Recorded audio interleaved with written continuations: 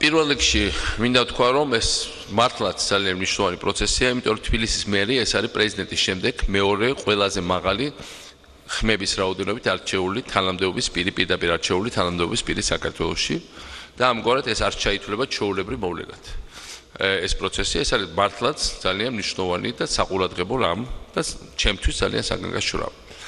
პროკურატურა მოითხოვს, როგორც მესმის და მთავრობა, ესე იგი რომელიც გას პროკურატურის უკან და პრემიერ-მინისტრი სამ რაღაცას. ეს არის არაადეკვატური და გაუგებარი გირაო, ეს არის აკრძალვა გადაადგილების და ჩვენ ორ დღეში მივდივართ ოფიციალურ ვიზიტ აზერბაიჯანში, რაც ნიშნავს იმას, რომ და იქ ბაჩოვის დელეგაციის წევრია და კიდევ ერთხელ ეს არის ოფიციალური ვიზიტი, სწორედ თბილისის მერი და მას თავის კოლეგებთან აქ დაგეგმილი შეხვედრა. ესე იგი მათ უნდათ რომ აუგზავნონ გადაადგილება, ეს პოლიტიკური ფუნქციის განხორციელება და მესამე ეს არის რაც თქვენ ბრძანეთ, ესე იგი უფლებამოსილების შეჩერება, რაც საერთოდ აუგზავნოდა მას მერის უფლებამოსილების განხორციელებას, ესე იგი ჩამოართმევდა არჩეულ პირს პროკურატურის სუამდგომლობის ძალით არჩეულ ხალხის მიერ მიცემული მანდატის განხორციელების საშუალებას. მაგრამ ყველაფერი ამასაც რომ გადავდოთ გვერდზე, მე ერთი რამ მინდა თქვა ახლა, ეს მილიონიანი გირაო არის იმ ხალხის უცნაური ფანტაზიის ნაყოფი, რომელთაც ვერაფრით ვერ დაიჯერა. ვერაფრით ვერ დაიჯერა და მე მინდა ყველას უთხრა, რომ ჩვენ მთავრობაში მილიონებს არავინ არ აკეთებდა.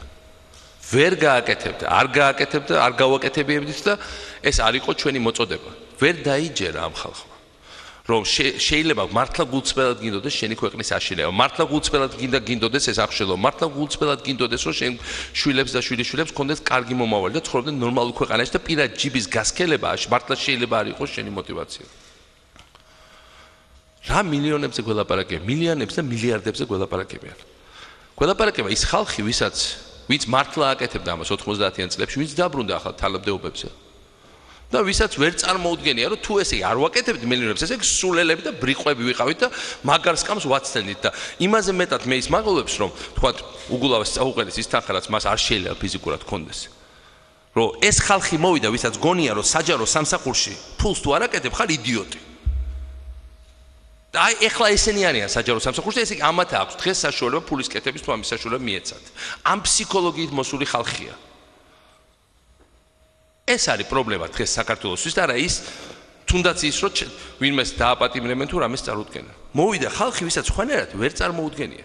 აბა როგორც მაოქს თანამდებობაზე ხარ და ფული არ უნდა აკეთო? ესე იგი სულელი ხარ არ აკეთებდი ფულს? და აქ არის ძალიან კონკრეტული რაღაცა, რომ თბილისში იყვნენ მერები, რომელიც იყვნენ ძალიან მდიდრები. მაგრამ ამ დროს თბილისში ინგრეოდა მოწყალოდ.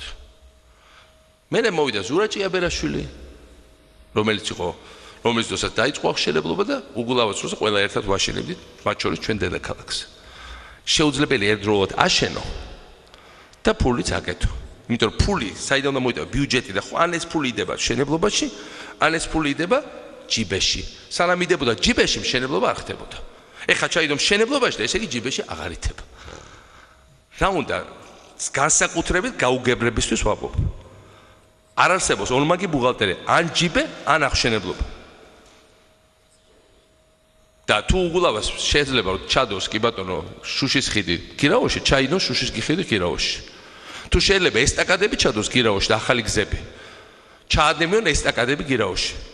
თუ შეიძლება იუსტიციის სახლი ან ეს ახალი თეატრები და რაღაც კულტურის ცენტრი ჩავდოთ გირაოში, ჩავდოთ ეს გირაოში. კარგით, დანარჩენი მე მგონი ყველასთვის ყველაფერი გასაგებია. მე ვფიქრობ რომ ჩვენ არ უნდა ჩავაყენოთ თავისეთ უხერხო მდგომარეობაში საქართველოს შეექმნას ზოგადი პრობლემები შემდგომი დემოკრატიზაციის და კანონის უზენაესობის. ეს არის ერთმნიშვნელოვანი, არავის არ ეშინია შემოტევების. მე დავინახე რომ იქ ჩემი სახელიც ნახსენები ძალიან უცნაურად ამ ყოფილ საქმეში ეტყობა ერთი დაღასრულეთ ორი კურდღლის ჩიტის თუ რაღაც ცხოველის მოკლა უნდათ. ჩვენ ავართ არც კურდღლები და არც ჩიტები და არც იმდენად უცნაურად და იმდენად სულელურად იყო აღწერილი რაღაც სიტუაციები, მე რაც ვიცი პირადად რო არ ყოფილა. ხა სადაც ეს მოიგონეს, ჩემი ნდობა უკვე ყველაფერი დანარჩენისადმი არის ძალიან დაბალი. თუმცა სასამართლოა და გაირკვევა ყველაფერი, მე ამაში დარწმუნებული ვარ, სამართლებრივი პროცედურაა და მე სამართლებრივ პროცედურებს მთლიანობაში ვენდობ.